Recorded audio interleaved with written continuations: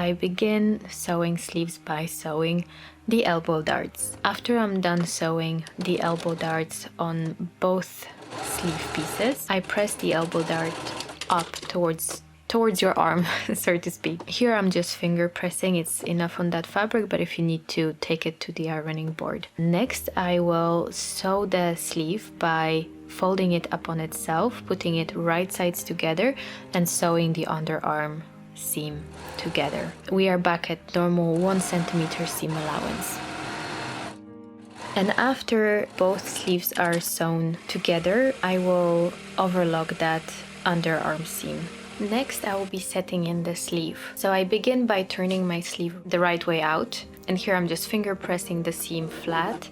And I take my bodice, which is inside out. So I see the wrong side of my bodice, and I insert the sleeve into the armhole, and I align the side seam of the bodice with the underarm seam of the sleeve. So here you can see me matching those seams together, putting a pin in there. So the sleeve and the bodice face right sides together. And now I'm just matching notches of the sleeve with the notches on the arm side. The top notch of the sleeve is aligned with the shoulder seam. So that's really easy to orient yourself. And next I sew the sleeve with the bodice at 1 centimeter seam allowance. And the important thing here is to put your sleeve against the feed dogs instead of the bodice, because the sleeve has a little bit of fullness at the arm, and that fullness will be easily eased in by your feed dogs. You will not have to do any gathering stitches. The feed dogs will take care of that fullness for you. So here you can just see me, I put my hand between the bodice and the sleeve, and I'm just pulling the sleeve in, making sure that the sleeve, the edge of the sleeve and the arm side are aligned, and I'm holding both pieces together to make sure that everything is eased in at the same rate, both at the back and the front of the bodice. So I'm done with easing in, and I'm just sewing down to the point where I started setting the sleeve into the bodice, and when I get to that point, back stitch, and we're done with the sleeve. Here you can see how nicely the feed dogs eased in that sleeve. It's perfectly regular. That's the easiest way to set that sleeve in. If you're making version C without the cuffs, all you have to do to finish your sleeve is do the double folded hem. I'm just showing you quickly that you fold 5 millimeters and then again 5 millimeters and top stitch that sleeve, and you will be done. But if you're making any other version of Audrey, you will be making cuffs now. So we begin by sewing the pairs of cuff pieces right sides together at the center seam, at that shortest seam of the cuff, using 5 millimeters seam allowance. Once I connect all those cuff pieces, I press that center seam open.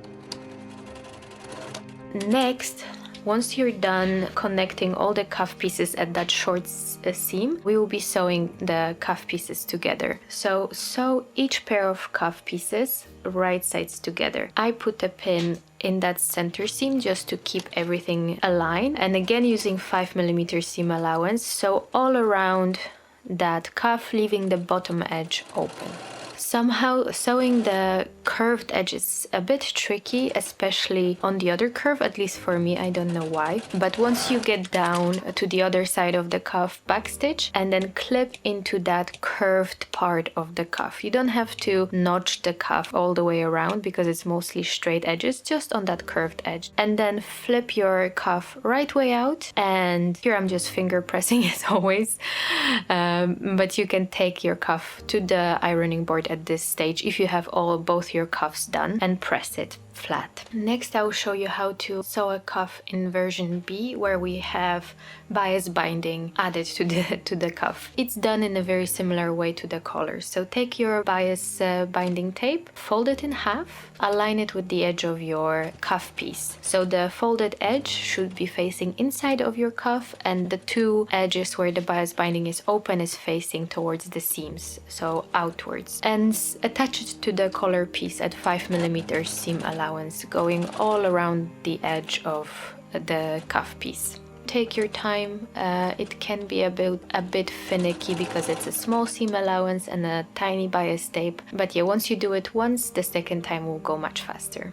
Once you're done attaching the bias tape to the cuff, take the other cuff piece and sew them together, right sides together. In this cuff, the bias binding tape, just like in the collar, will be sandwiched between both of your pieces. Use the stitching line that you made while attaching the bias tape and connect the both cuff pieces, right sides together.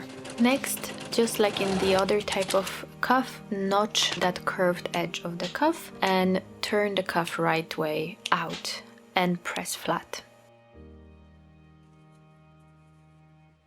Once you're done pressing the cuffs flat, we will be connecting them to the sleeve. First, we will baste the cuff pieces to the right side of your sleeve. First, I put a pin into that center seam of the cuff, which aligns with the underarm seam of the sleeve. And the both pieces meet at the notch 6 on the other side of the sleeve. Here I'm attaching the cuff to the sleeve. I should have been doing it at 1 centimeter seam allowance, but for some reason I'm sewing at 5 millimeter seam allowance. Doesn't matter. In the official pattern instructions it says 1 centimeter seam allowance and then you're supposed to cut off 5 millimeters. Doesn't matter. Now I'm just pressing that seam flat, and here I'm just showing you the version without the bias tape. It's done in exact same way as the other cuff. Oh, here I'm finally using the proper 1 centimeter seam allowance and going all around the cuff piece, attaching it to the sleeve. And here, just as I should, I am clipping the excess 5 millimeters from the seam allowance and again pressing the cuff upwards, making sure that this seam we just made lays flat. Now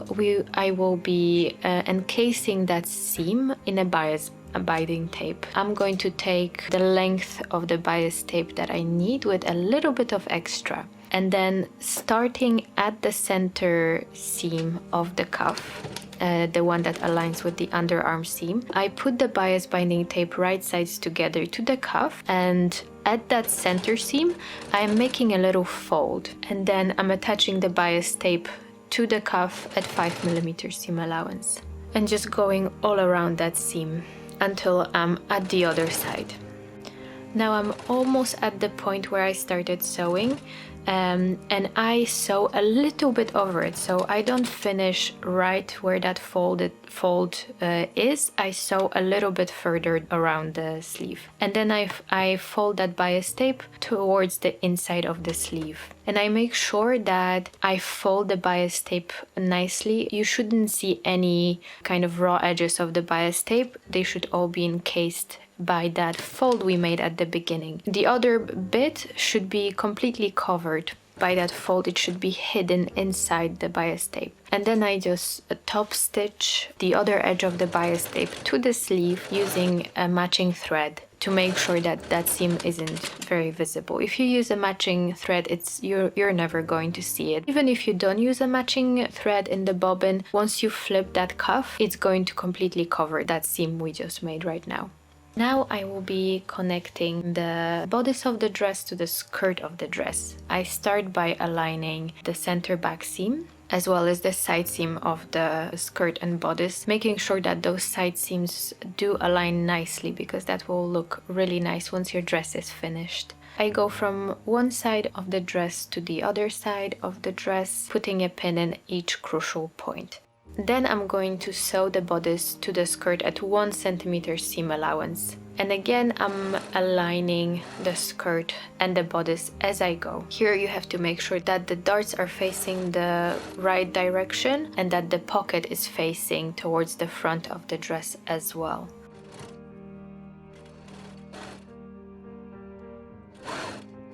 Once you're done with that waistline seam, all you have to do is overlock that seam and then press it upwards towards your bodice.